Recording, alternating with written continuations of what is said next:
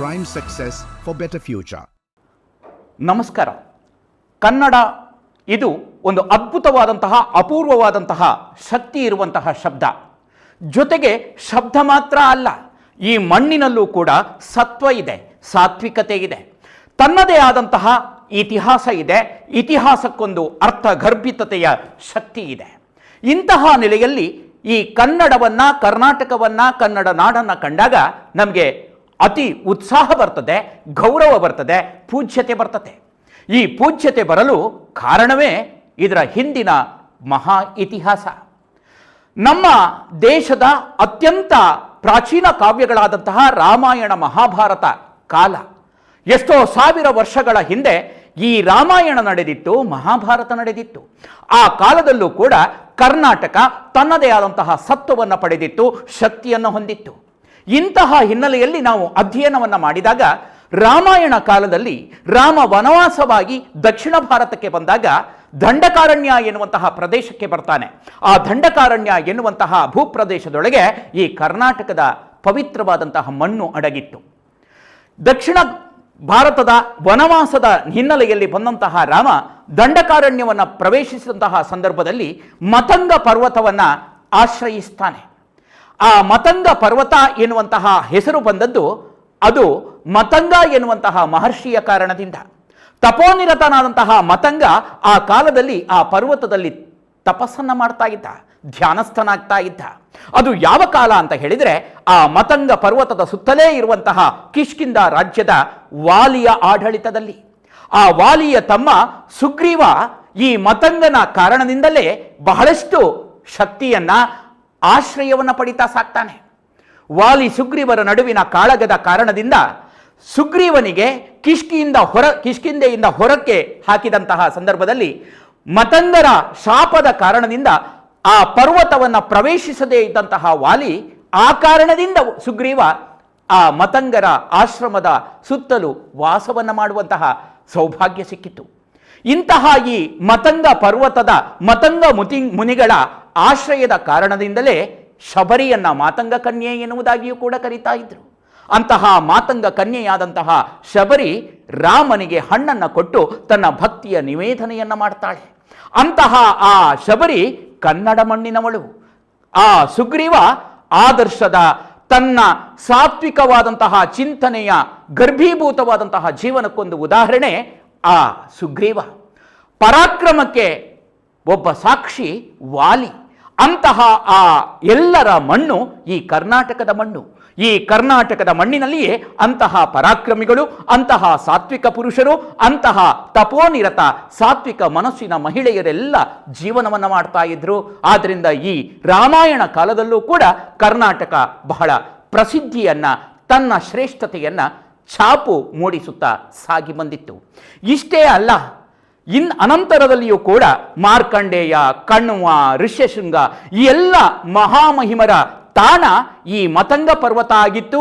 ಜೊತೆಗೆ ಕನ್ನಡದ ಭೂಮಿಯ ಅನೇಕ ಪ್ರಶಾಂತವಾದಂತಹ ವಾತಾವರಣದ ಕಾಡುಗಳ ನಡುವಿನ ಭೂಪ್ರದೇಶ ಆಗಿತ್ತು. ಇಂತಹ ಮಹಾಮುನಿಗಳ ತಪೋ ಭೂಮಿಯಾಗಿದ್ದಂತಹ ಈ ಕರ್ನಾಟಕದಲ್ಲಿ ಮತ್ತೆ ಮುಂದುವರಿದು ಸಾಗುತ್ತಾ ಬಂದ ಹಾಗೆ ನಮಗೆ ಸಿಗೋದು ಹಂಪೆ. ಹಂಪೆ ಹನುಮನ ಸ್ಥಳವೂ ಕೂಡ. ಹನುಮನ ಜನ್ಮಸ್ಥಳ ಹಂಪೆ. ಆಗ ಅದನ್ನು ಕಿಷ್ಕಿಂಧೆ ಎನ್ನುವುದಾಗಿ ಕರೀತಾ ಇದ್ರು. ಅಂತಹ ಕಿಷ್ಕಿಂಧೆ ಇವತ್ತು ಹಂಪೆಯಾಗಿದೆ. ಆ ಹಂಪೆಯ ಸುತ್ತಮುತ್ತಲೇ ಇರುವಂತಹ ಮತಂಗ ಪರ್ವತ ಇವತ್ತು ರಾಮಾಯಣ ಕಾಲದ ಈ ಘಟನೆಗಳಿಗೆ ಕರ್ನಾಟಕ ಸಾಕ್ಷಿ ಎನ್ನುವಂತೆ ಆ ಮತಂಗ ಪರ್ವತ ಇವತ್ತಿಗೂ ಕೂಡ ಇದೆ. ಇಂತಹ ಅಪೂರ್ವವಾದಂತಹ ಒಂದು ಮಣ್ಣು, ಶಕ್ತಿಯ ಸತ್ವಯುತವಾದಂತಹ ಸ್ಥಾನ ಈ ಕನ್ನಡದ ಭೂಮಿ, ಕನ್ನಡದ ತಪೋಭೂಮಿ. ಅನಂತರ ಮುಂದುವರಿಯುತ್ತಾ ಸಾಗಿ ಬಂದ ಹಾಗೆ ಸಿಗೋದು ಮಹಾಭಾರತ. ಅಂತಹ ಆ ಮಹಾಭಾರತ ಕಾಲದಲ್ಲೂ ಕೂಡ ಇಲ್ಲಿ ಅಪೂರ್ವವಾದಂತಹ ಅಂಶಗಳನ್ನು ಕಾಣಬಹುದು. ಒಂದು ಹೆಜ್ಜೆ ಮುಂದೆ ಹೋಗಿ ನಾವು ನೋಡಬಹುದು, ವ್ಯಾಸ ಮಹಾಭಾರತದ ಭೀಷ್ಮ ಪರ್ವದಲ್ಲಿ ಕರ್ನಾಟಕ ಎನ್ನುವಂತಹ ಹೆಸರೇ ಉಲ್ಲೇಖಗೊಂಡಿದೆ.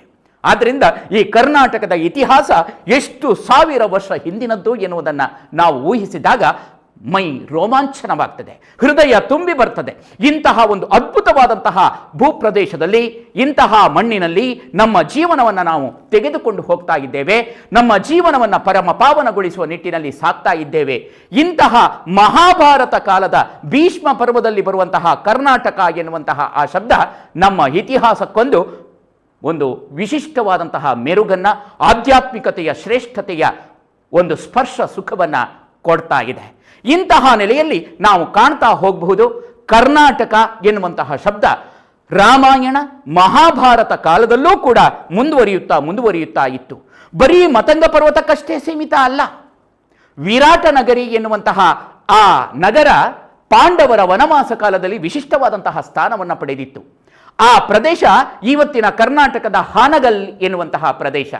ಈ ಕರ್ನಾಟಕದ ಇವತ್ತಿನ ಹಾನಗಲ್ ಮಹಾಭಾರತದ ಕಾಲದ ವಿರಾಟ ನಗರಿಯಾಗಿತ್ತು. ಅಷ್ಟೇ ಅಲ್ಲ, ಮುಂದುವರಿಯುತ್ತಾ ಹೋದರೆ ಶಿವಮೊಗ್ಗದ ಕುಬಟೂರು ಎನ್ನುವಂತಹ ಪ್ರದೇಶ ಕುಂತಳಾಧಿಪತಿಯಾಗಿದ್ದಂತಹ ಚಂದ್ರಹಾಸನ ರಾಜಧಾನಿಯಾಗಿತ್ತು.